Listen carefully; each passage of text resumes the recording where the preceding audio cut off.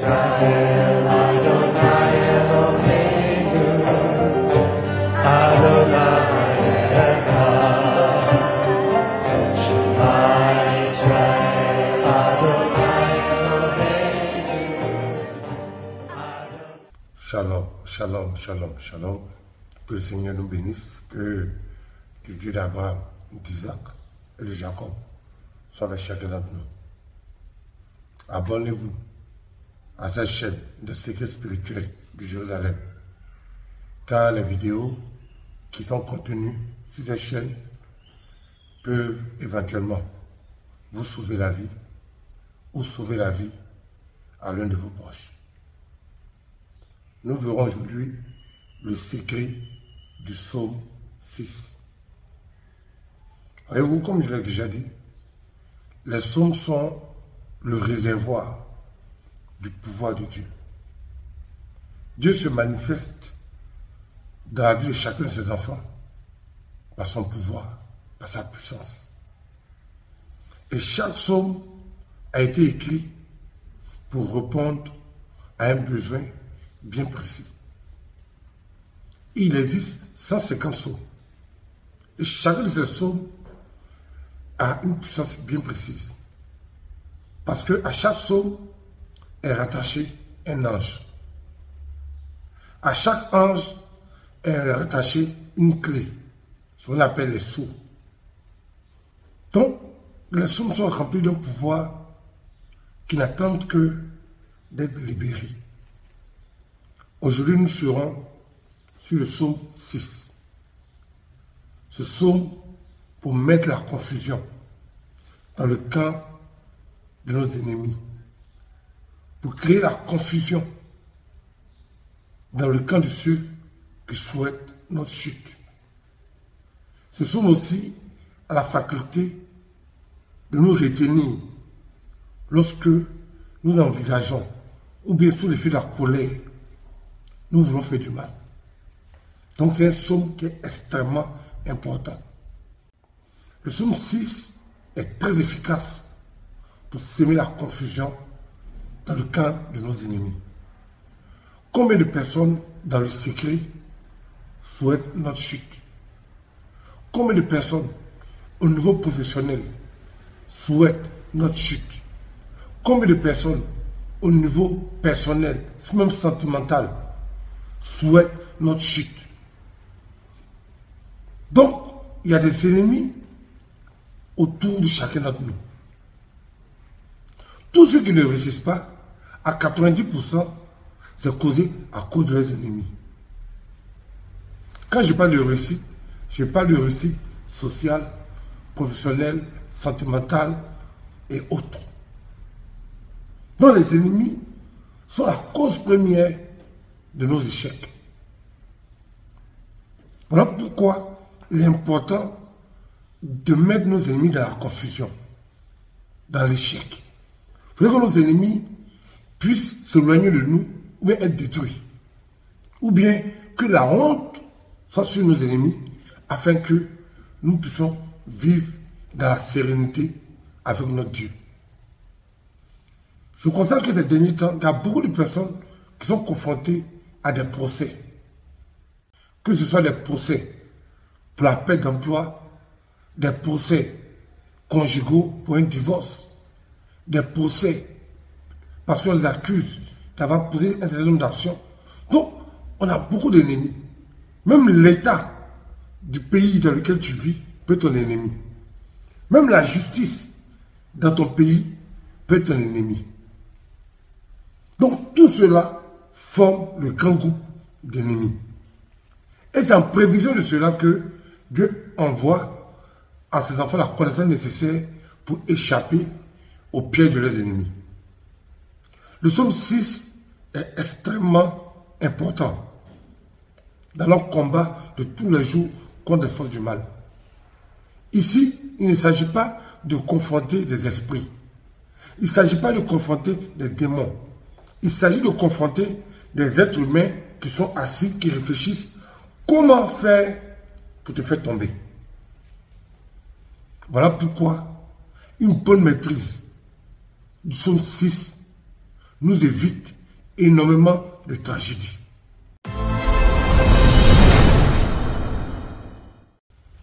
Comment utiliser le psaume 6 pour sortir victorieux face à nos ennemis?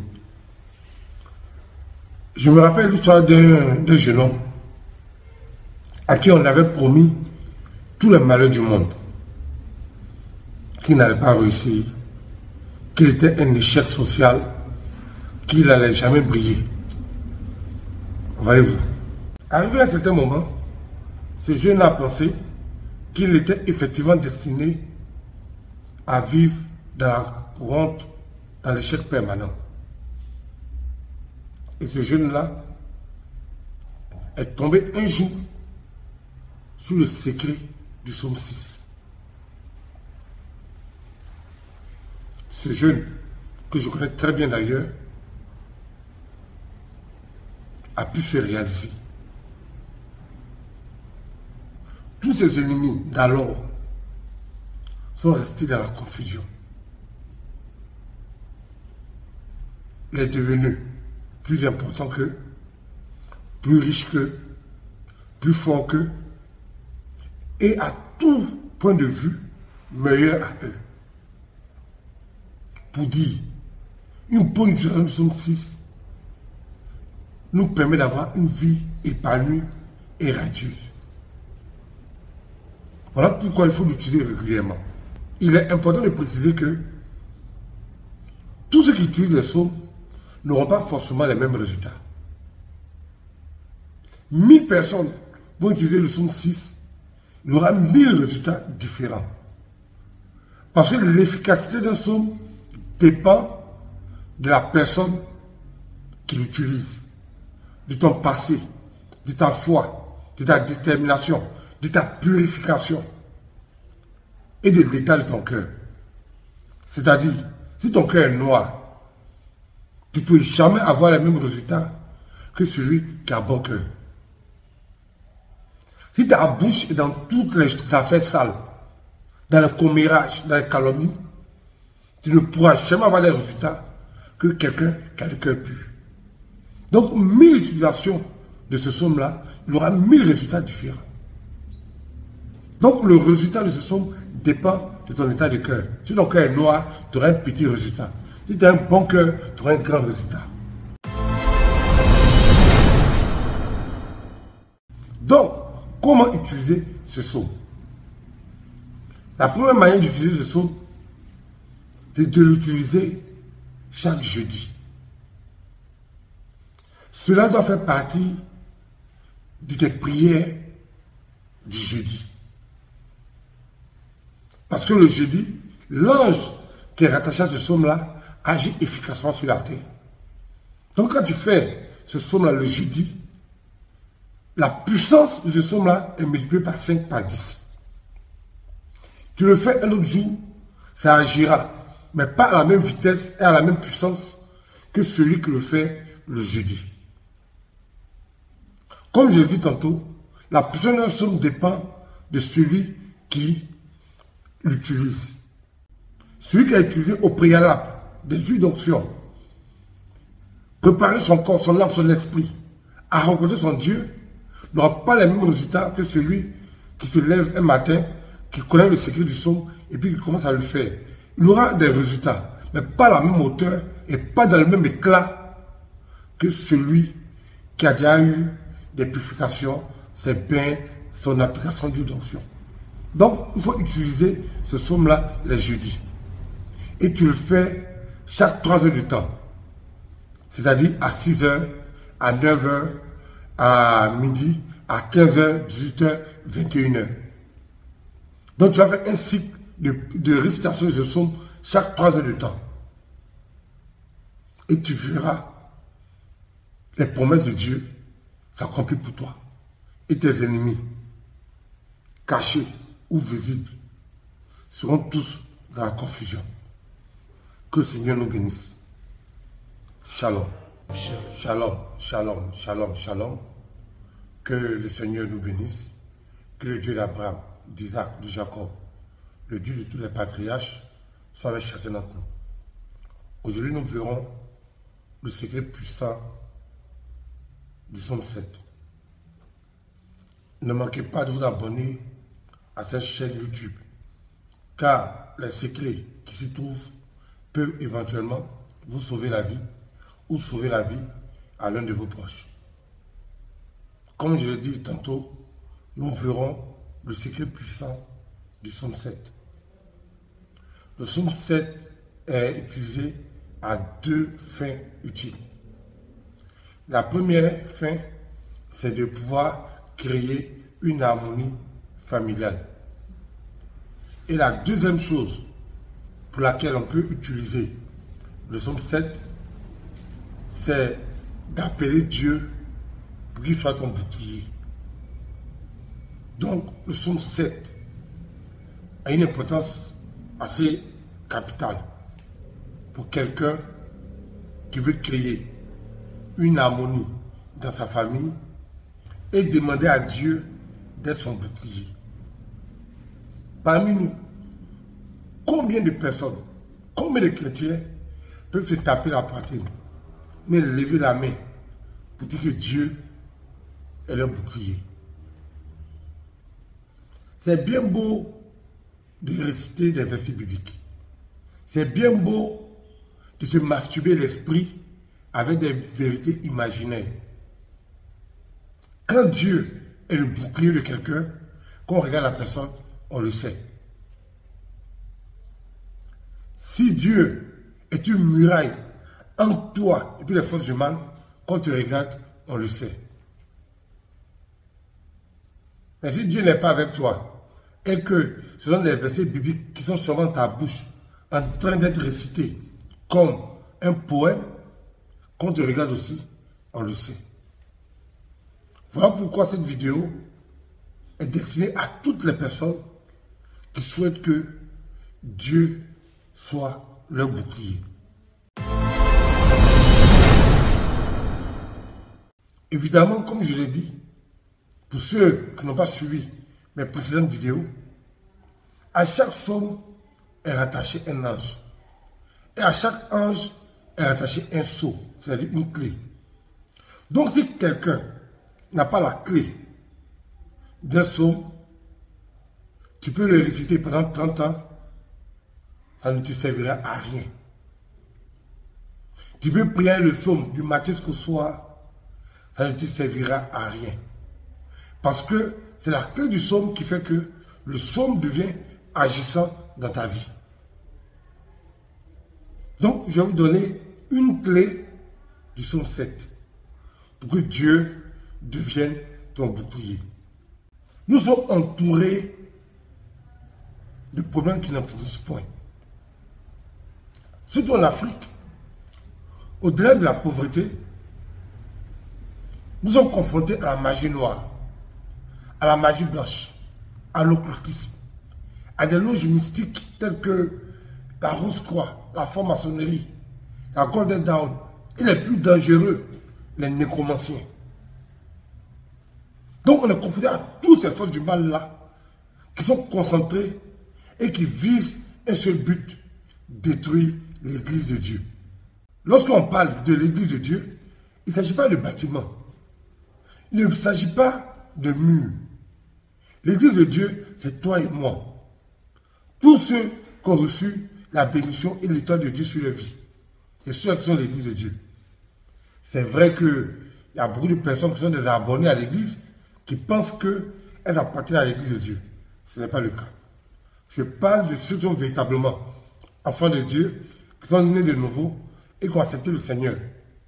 Pas dans leur bouche, mais dans leur cœur et dans leur vie quotidienne. Des gens qui ont peur de blasphémer le nom du Dieu d'Israël. C'est ceux-là qui sont l'église de Dieu. Maintenant, celui qui a tout le temps une Bible dans la main pour se promener dans le quartier, lui c'est un abonné à l'église. C'est-à-dire qu'il a pris un abonnement à l'église, comme on prend un abonnement à la CIE, comme on prend un abonnement sur Netflix, comme on prend un abonnement de gaz, ou un abonnement d'une location de maison. Voilà. Donc, lui n'est pas chrétien, c'est un abonné. Donc ces personnes-là ne sont pas des chrétiens, sont des abonnés. Peut-être qu'il y a des chrétiens. Les enfants de Dieu, ceux qui ont l'étoile de Dieu. On reconnaît un chrétien par l'étoile qui brille sur sa tête. Pas par la Bible qu'il attrape sous sa main pour se promener chaque jour dans le quartier. Donc tous ceux qui sont enfants de Dieu, qui ont l'étoile de Dieu sur la tête, ont besoin que Dieu devienne leur bouclier. Parce qu'ils sont environnés de personnes qui méditent leur pète. Donc comment faire pour que Dieu devienne ton bouclier? Il y a deux manières. La première manière, c'est le psaume 7. Le psaume 7 est conçu, inspiré par Dieu, pour que Dieu établisse une muraille, un mur, entre nous et les forces du mal, entre nous et la magie noire, entre nous et la magie blanche, entre nous et les forces de l'envoûtement. Donc, comment utiliser le psaume 7 pour que celui-ci donne des résultats? Le jour où on doit utiliser le psaume 7 est le samedi, pour que le résultat soit vraiment visible, soit vraiment palpable.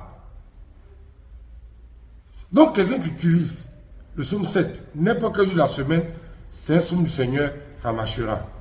Mais si tu veux des résultats éclatants, des résultats puissants, un bouclier efficace autour de toi contre les forces du mal, alors utilise le psaume 7 les samedis. En utilisant le psaume 7 les samedis, tu peux être rassuré que Dieu sera effectivement ton bouclier. Et comment le faire, comment l'utiliser? Il faudrait lire le psaume 7 dans la direction de l'Est chaque samedi à midi. C'est-à-dire qu'au moment où le soleil est haut dans le ciel, c'est à ce moment-là que tu dois lire le psaume 7. Et en le faisant régulièrement face à l'Est, au fur et à mesure, la muraille que Dieu a établie autour de toi deviendra de plus en plus puissante. Je tiens à préciser, parce qu'en général, les chrétiens, quand on leur parle, ils comprennent à l'envers. Je tiens à préciser, il existe plusieurs types de boucliers. Il y a des gens qui ont un bouclier de 1 mm. C'est-à-dire que même si on coule le poing dedans, là, ça va se casser. Il y a d'autres qui ont un bouclier de 50 mm. Il y a d'autres qui ont des boucliers plus épais. Donc, il ne s'agit pas d'avoir un bouclier. Il s'agit d'avoir un bouclier infranchissable. Donc, en le faisant, les samedis, au fur et à mesure que tu feras ce psaume-là, ton bouclier deviendra de plus en plus puissant. Bien sûr, tu dois avoir les attitudes de chrétiens qui vont avec. Sinon, ce que tu feras ne servira à rien. La deuxième méthode, pour que Dieu établisse un bouclier infranchissable entre toi et puis les forces du mal, c'est d'avoir le bouclier des patriarches. Le bouclier des patriarches est un symbole, un pendentif, où sont gravés les pouvoirs de Dieu en hébreu. Béni par les rabbins d'Israël, pour demander à Dieu et à ses anges de t'assister. Ce bouclier des patriarches que tous les rabbins, même moi, nous portons sur nous, nous accorde une protection permanente contre les forces du mal. Pourquoi je dis permanente? Parce que nous sommes des êtres humains. On a commencé à pécher aujourd'hui, on va arrêter de pécher à notre mort. Chaque jour que Dieu fait, nous faisons des péchés. Donc évidemment, un homme qui fait des péchés, ou bien qui fait des erreurs, son bouclier va s'affaiblir. Donc si je fais mes prières chaque samedi, pour avoir le bouclier de Dieu, et puis aussi, j'ai des péchés tous les jours. Donc en fin de compte, mon bouclier ne sera pas puissant. Mon bouclier, lorsque les forces du mal vont s'acharner sur moi, ce bouclier peut se briser, même si je fais mes prières régulièrement. Parce que nous sommes des êtres humains, on a aussi des péchés. Donc voilà l'utilité d'avoir le bouclier des patriarches. Parce que même quand tu fais une erreur, même quand tu es dans un moment de faiblesse, tu es dans une alliance avec Dieu. Donc Dieu va garder autour de toi une muraille de protection infranchissable. Même si tu es dans la faiblesse,